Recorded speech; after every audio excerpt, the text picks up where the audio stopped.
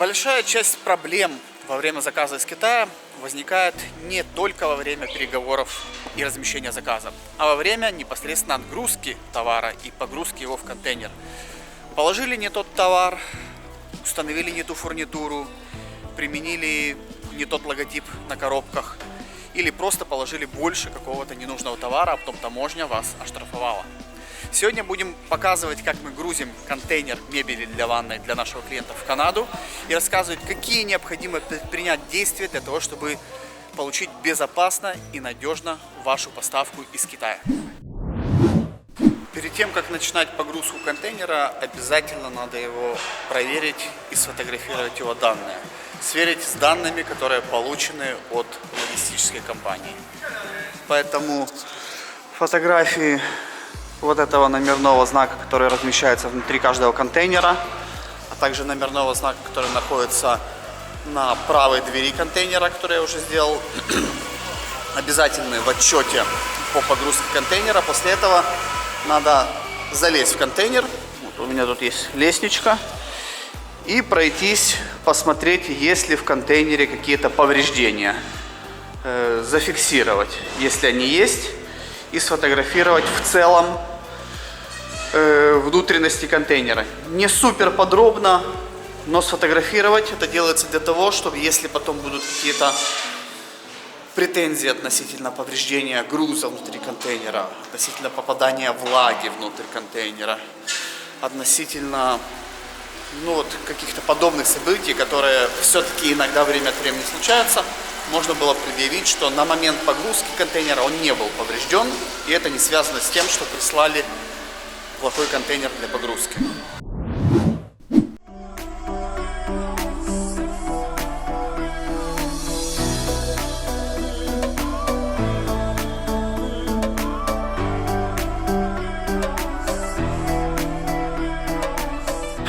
Далее надо прийти и проверить товар.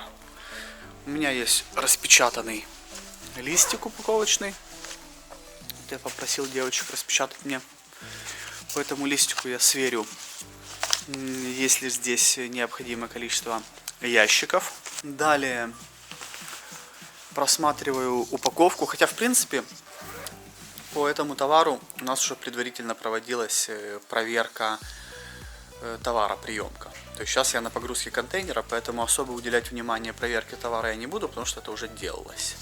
Тем не менее, я, кстати, спросил у клиента, не против ли он, чтобы я показывал его логотип и так далее. В данном случае клиент не против. Если клиент против, то тогда мы соблюдаем конфиденциальность и замазываем эти логотипы, либо в принципе я это не снимаю. Вот. Но в данном случае вот у нас клиент из Канады. У клиента строительная компания, и он делает ремонты в том числе, и в том числе устанавливает вот подобные мебель для ванной, а мы загружаем мебель для ванной. И ранее покупал ее у кого-то в Канаде, а сейчас решил, так сказать, имея как предприниматель избыточный капитал, разобраться,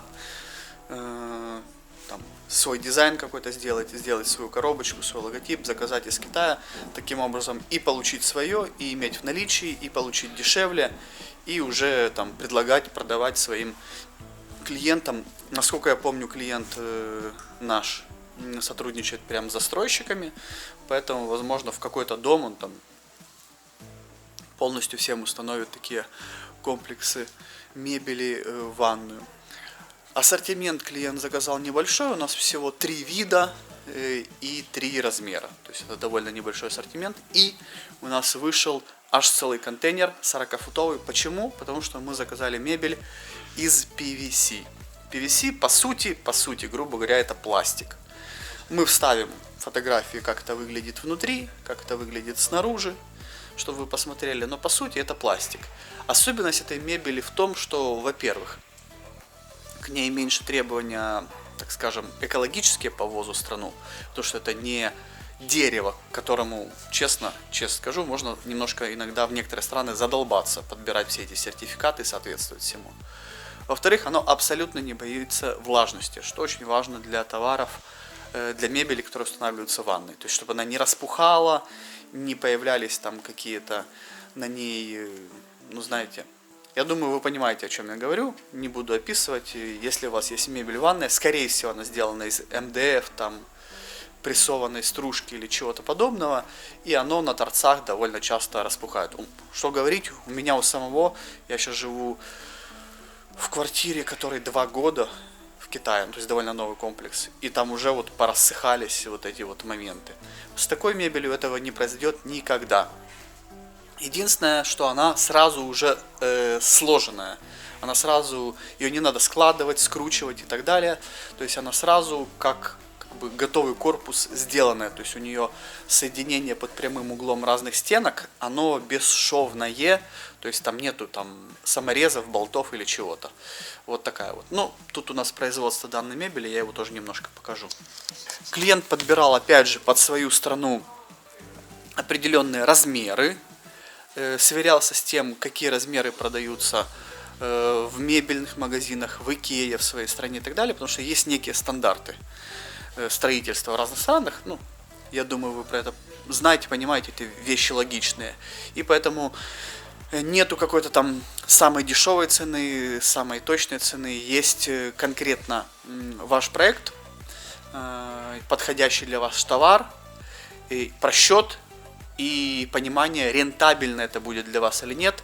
Если подходящие размеры, цвета и так далее, это скорее всего все находится. Самое важное просчитать рентабельность всего этого, что мы делаем в самом начале, когда начинаем с вами общаться по поводу проекта. То есть не просто найдите самое дешевое.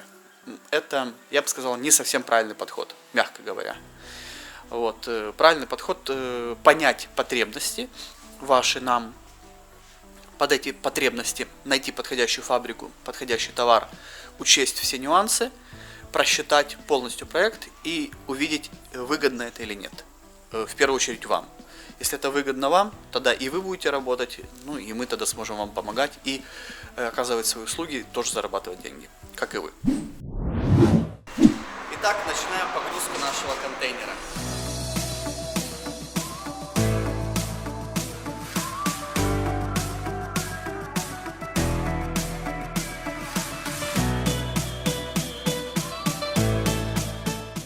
Китайцы вот все делают с музыкой. Любят они свою китайскую музыку. Значит, укладываем. Понятно, вот пока что один человек. Важно укладывать очень близко к стеночке. Ну, это как бы понятно, логично. В контейнере есть вот такие вот выгнутые места. Вы, наверное, их замечали. Это сделано специально для жесткости конструкции. Потому что, возможно, вы видели, крыши делают вот из похожего материала по форме. Это сделано для жесткости, потому что вот такой изогнутый материал, он более жесткий. И это означает, что здесь образовывается дополнительное пространство. Иногда в это пространство даже что-то там запихивают. В целом объем контейнера занимает 68 кубических метров. Если это не high cube, если это обычная 40-футовый контейнер. Но реально можно погрузить в него, ну, где-то навскидку 62-65 кубометров. В зависимости от того, насколько крупный товар. Поэтому товар стараются делать не крупным, дабы можно было его положить в контейнер. Вот. И коробки тоже стараются делать так, чтобы, укладывая несколько коробок рядом, не образовывалось вот тут какое-то дополнительное лишнее место, вот пустое. Вот такое, да, вот такое и так далее. Поэтому, видите, это всегда дизайнеры, так скажем, коробки, упаковки на фабрике продумывают. Поэтому, видите, у нас вот эти коробки так, эти так, эти так, и у нас все точненько. Сказали мне, что на погрузку этого контейнера уйдет 2,5 часа. Изначально говорили 4-2,5, но в целом я хочу сказать, контейнера грузятся недолго. Если они будут несколько человек этим заниматься, это реально там 1,5 до 2 часов. Обратите внимание, вон наверху тоже загружается под самый верх. Иногда бывает, там остается вот какое-то пространство, и тогда специально какие-то коробки туда что-то запихивают. Потому что важно в формировании как контейнера, так и пространства внутри каждой коробки, важно, чтобы там не было пустого пространства. Когда внутри есть пустое пространство, товар там может болтаться, как внутри коробки, так и внутри контейнера. И это может приводить к повреждениям, где товар сам себя повреждает.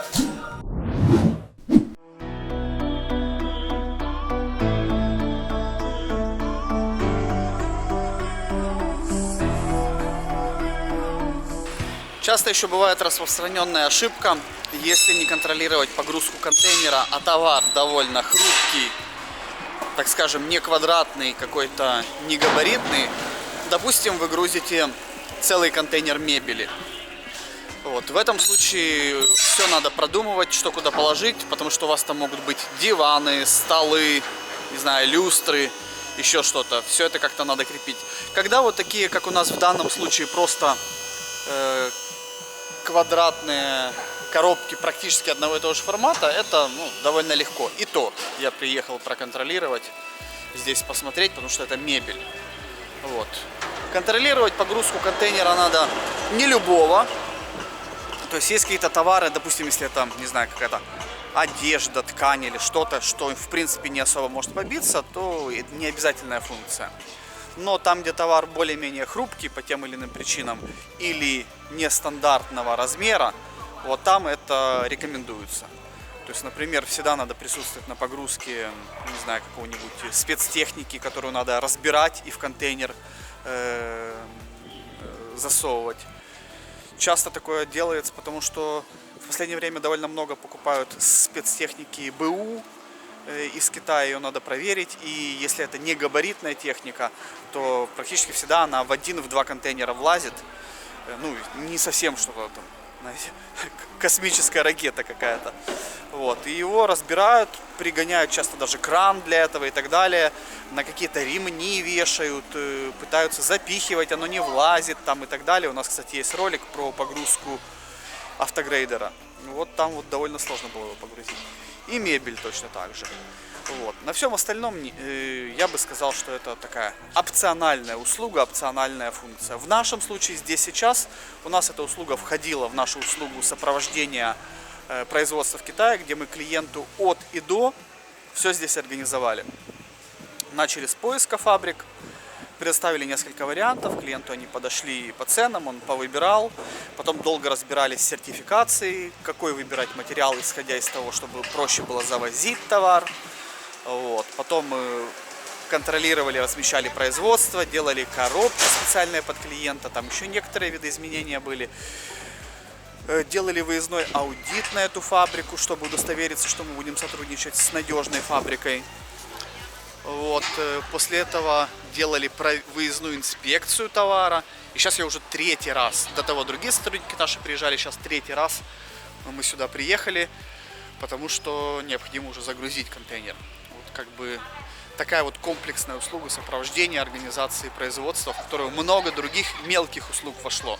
Мы эти услуги иногда оказываем по отдельности и берем оплату поэтапно. Иногда кто-то хочет все под ключ сразу, мы тогда включаем это. В общем, в зависимости от ваших пожеланий можем дробить и для вашей уверенности, там, безопасности, успокоения сердечного, да, принимать поэтапно оплату, чтобы всем все нравилось, подходило, особенно если мы сотрудничаем первый раз. Вот видите, тетя ходит, прячется. Вот такая тетя или дядя присутствует при каждой погрузке контейнера от фабрики. То, что у фабрики есть своя отчетность, у заказчика, у клиента есть своя отчетность. И, как правило, несколько контролеров присутствуют. В начале, как я уже показал, проверяется контейнер, фотографируется и так далее.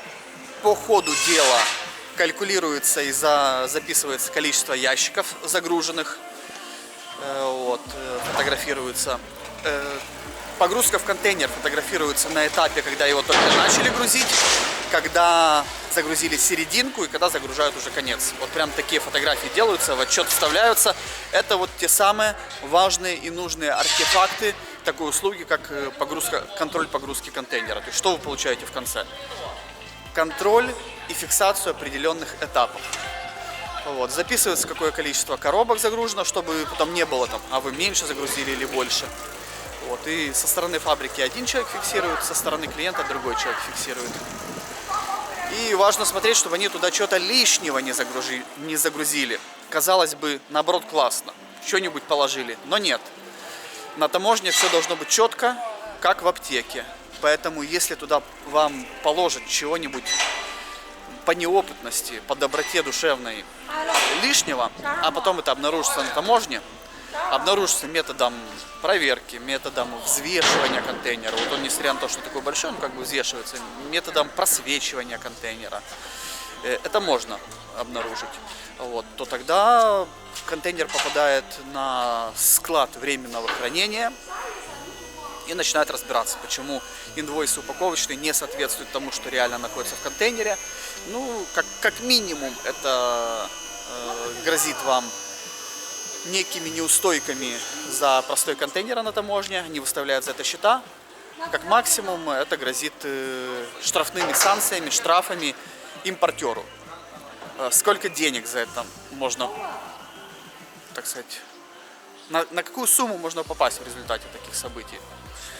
Ну, где-то, наверное, от 1000 до, там, вполне даже до 5-7 тысяч долларов.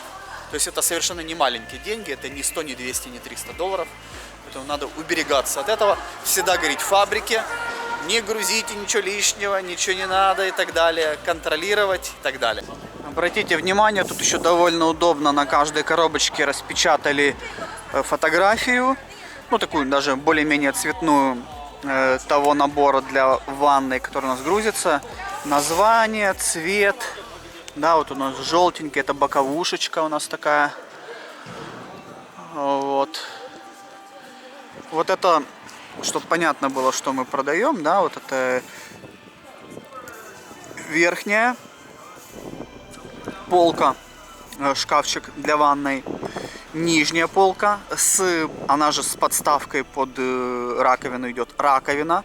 Кран сюда не входит, никакая там сантехника не входит. Иногда некоторые с зеркалом. Вот. Ну и там, естественно, все крепления, LED-подсветочка и так далее. Мы пойдем чуть позже, вот, посмотрим, как это производится, как это выглядит более детально, пока грузим контейнер. Видите, взял отдельно коробочку. Сейчас и я поднимусь. Потому что там где-то у них не хватает заложить какое-то узкое место. Вот, они могут брать коробки другого форматика, ну из своих же, обязательно из своих, и закладывать. Видите, он.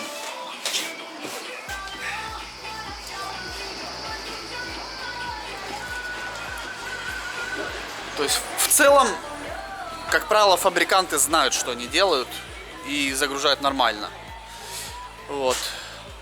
Но некий дополнительный контролирующий элемент в некоторых случаях, как я сказал, требуется и бывает не лишним, потому что стоимость одного контейнера, ну, стоимость товара, загруженного в один контейнер, может быть там от 20 до 100 тысяч долларов, стоимость одной выездной там инспекции или погрузки контейнера гораздо меньше, это обычно плюс-минус около 200 долларов. Там плюс транспортные расходы. Поэтому это соизмеримые суммы, дабы обезопасить себя. Вот. Но надо смотреть, все надо смотреть относительно вашего товара. Нету точных алгоритмов. Есть рекомендации, есть зависимость от ситуации. Как я говорил, в конце вы получаете полный отчет. Вот, кстати, у нас примерно середина контейнера. Сейчас они выйдут, я буду фотографировать. Полный отчет, в котором зафиксированы все этапы погрузки, сам контейнер, количество коробок, которое в него загружено. Вот у меня бумажечка. В переменах между тем, как снимать, я отмечаю ручкой, сколько ящиков. Вот. Сколько здесь ящиков, сколько там ящиков, сколько там ящиков и так далее. В конце проводим сверку. Сколько отметил ящиков их сотрудник, сколько отметил я, ну и сколько у нас там по инвойсу упаковочному. Видите, дедуля на фабрике ответственный за подсчеты. Счеты свои только не взял. На калькуляторе уже современный.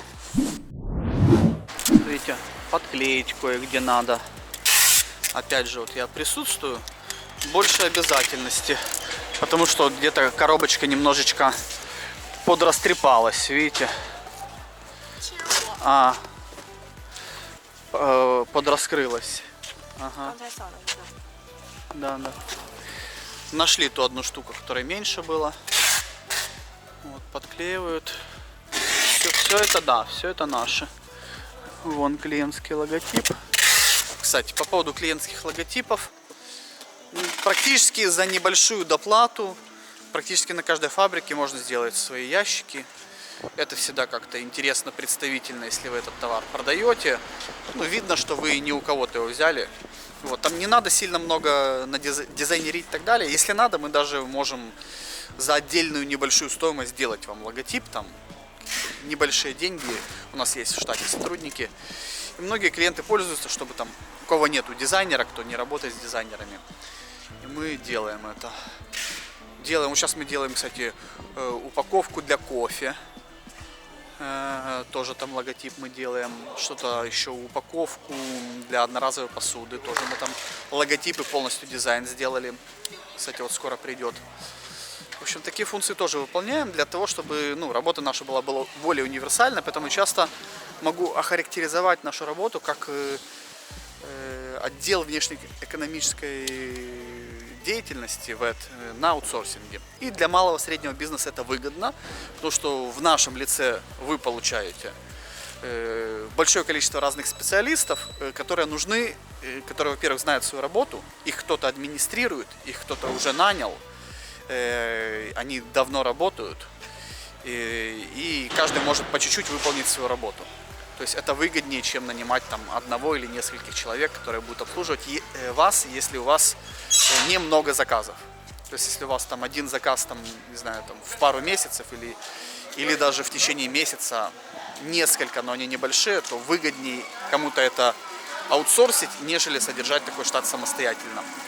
Если вы уже, так скажем, такой средний или хороший или крупный бизнес, да, тогда такие люди содержат свои штаты в Китае, тратят на это, не знаю, там 10 плюс, наверное, тысяч долларов.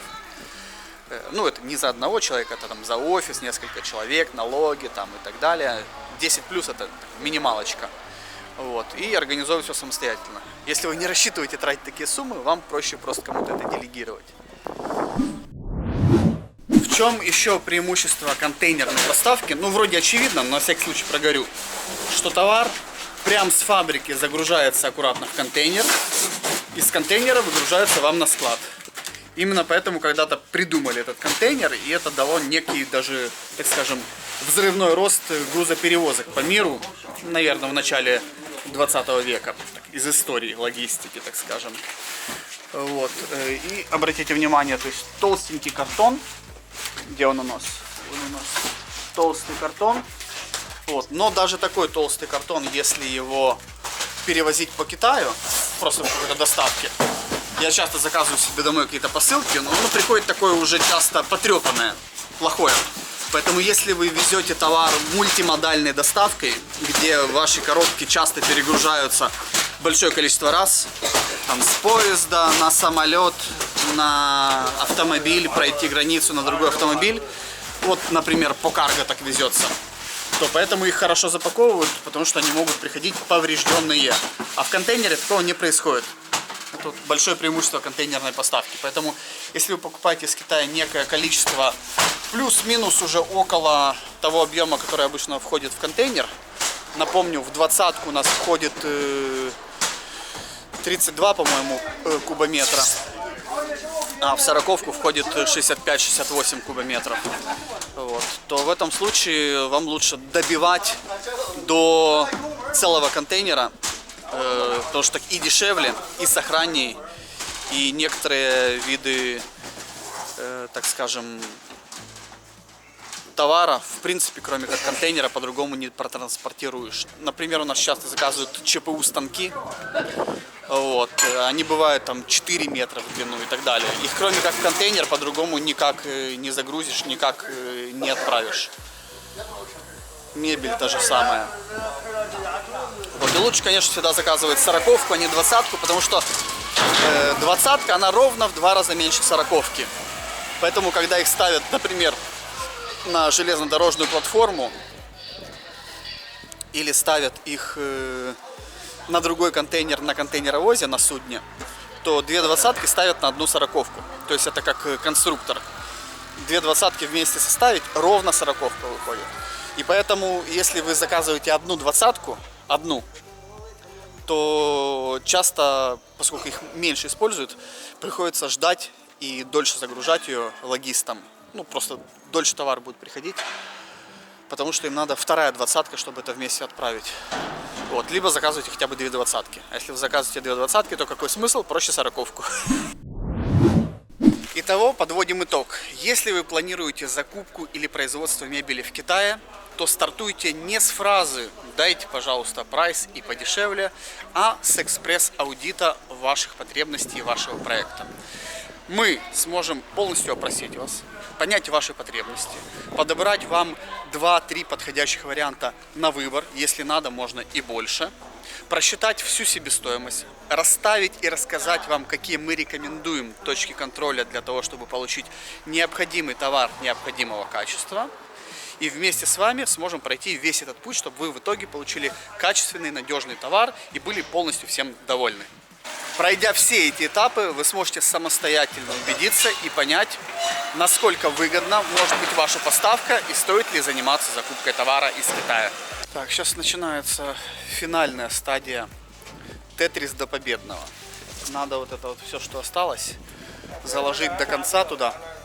Потому что когда приобретается, кстати, товар, фабрика должна высчитать, сколько коробок, какое количество тебе продать, так чтобы это ровно залезло в 40-ку. Иногда они могут ошибаться, немножко. Там, и тогда или пару коробок остается, ну или остается немножко свободного места. Вот. Лучше, конечно, немножко свободного места. Сейчас мы будем пробовать все это впихнуть невпихуемое. Главное, что у нас собралась делегация самых серьезных, ответственных людей. Вот тут надо смотреть, чтобы они не переусердствовали, а то они могут там перепихать.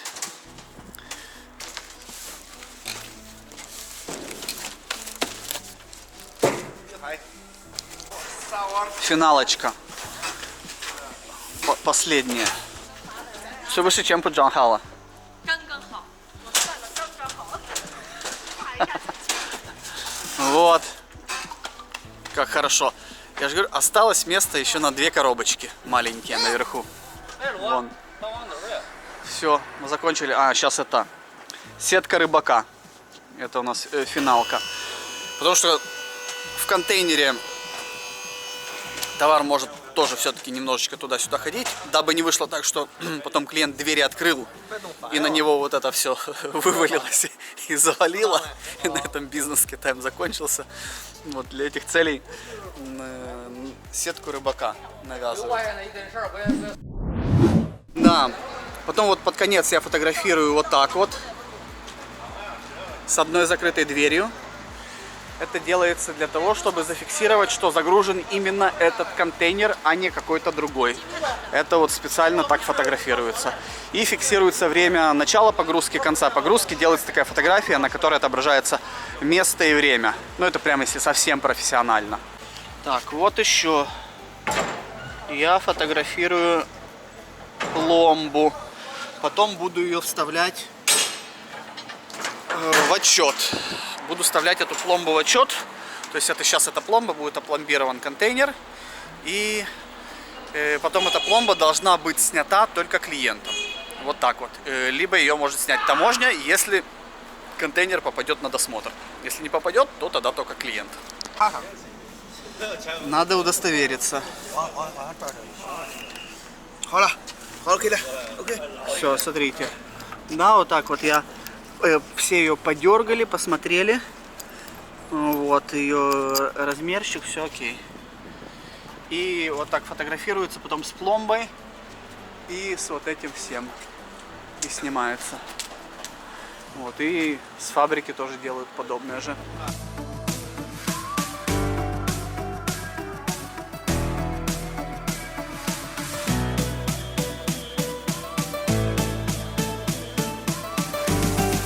Вот так вот контейнер уезжает. Все, на этом у нас заканчивается. С вами был Дмитрий Белоусов.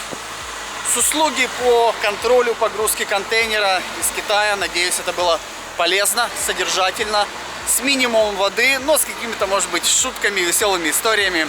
Если вам это интересно, пишите в комментариях. Вот, будем стараться, буду снимать побольше таких видео. В принципе, это моя работа, поэтому просто снимаю то, что делаю все время. Давайте, пока.